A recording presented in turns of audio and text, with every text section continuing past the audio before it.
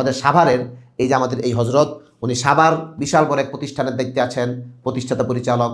উনি ওনার 5 জন শিক্ষার্থীকে আলহামদুলিল্লাহ সবাই হাফেজে কোরআন। তুমি কি হাফেজে কোরআন না? সবাই আলহামদুলিল্লাহ হাফেজে কোরআন। এই সকল শিক্ষার্থীদেরকে এবং উনি অভিভাবক সহ এই শিক্ষার্থীদেরকে আমাদের এখানে নিজে নিয়ে আসছেন সেই সাভার থেকে একজন উস্তাদ, একজন আলেম সময় দিয়ে, একজন মাদ্রাসার পরিচালক কত ব্যস্ত থাকেন আপনারা জানেন। তারপরেও সেই সাভার থেকে উনি আবু হুরায়রা মাদ্রাসার প্রতি এত আস্থা রেখেছেন, এত বিশ্বাস উনার, উনি নিজে সাভার থেকে এসে সময় দিয়ে এই শিক্ষার্থীদেরকে নিজে উনি ভর্তি করিয়ে দিয়েছেন। ওনার আমানত উনি রক্ষা করেছেন।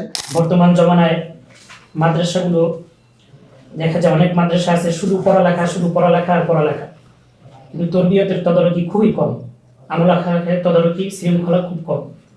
আবার অনেক মাদ্রাসা আছে যে আমলের ব্যাপারে আলহামদুলিল্লাহ খুবই গুরুত্ব, কিন্তু পড়ালেখার শৃঙ্খলা এবং পড়ালেখার তদারকি কম। তো সব কিছু সমন্বয়ে আমরা এরকম একটা প্রতিষ্ঠান খুঁজতেছিলাম যে ছাত্ররা যাতে আলিয়া মাদ্রাসার খোরাকটা, আলিয়া মাদ্রাসার সিলেবাসটা এবং আলিয়া মাদ্রাসার পড়ালেখাটাও যদি পয় মাদ্রাসা একসাথে পেয়ে যায়, এরকম একটা প্রতিষ্ঠান আমরা যদি পাই, তাহলে সেখানে ওই যে সমস্ত ছাত্রদের মেধা ভালো এবং যারা উভয় ধারায় পড়তে চায় তাদেরকে সেখানে পাঠাতে পারবো। তো আলহামদুলিল্লাহ মাদ্রাসা আবু হুরায়রার সাথে আমাদের সম্পর্ক হওয়ার কারণে, আমরা এখানে আসা যাওয়ার কারণে আমরা হুজুরের সিলেবাস এবং হুজুরের থিমটা আলহামদুলিল্লাহ আমরা বুঝে এসেছি। এবং আমার ছেলে আলহামদুলিল্লাহ, আমার ছেলে মাত্র হেফজ শেষ করেছে।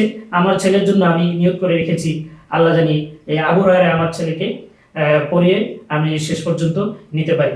আমি দেশবাসীর কাছে এবং আলেম ওলামাদের কাছে আমি আমার যতটুকু বুঝে এসেছে ততটুকুই আমার বুঝ থেকে আমি বলি যে যে সমস্ত ছেলেপেলের মেধা আছে এবং যারা আলিয়া মাদ্রাসা ভর্তি হতে চায়, তাদেরকে আমরা এই উভয় ধারার সিলেবাসে পড়ালেখার জন্য আমরা হুজুরের সিলেবাসের উপর আস্থা রাখতে পারি এবং হুজুরের দ্বারস্থ হতে পারি, এই আশা ব্যক্ত করে আমি আমার কথা শেষ করছি। জি আলহামদুলিল্লাহ, আমাদের এই শিক্ষার্থীরা আসছে ইনশাল্লাহ।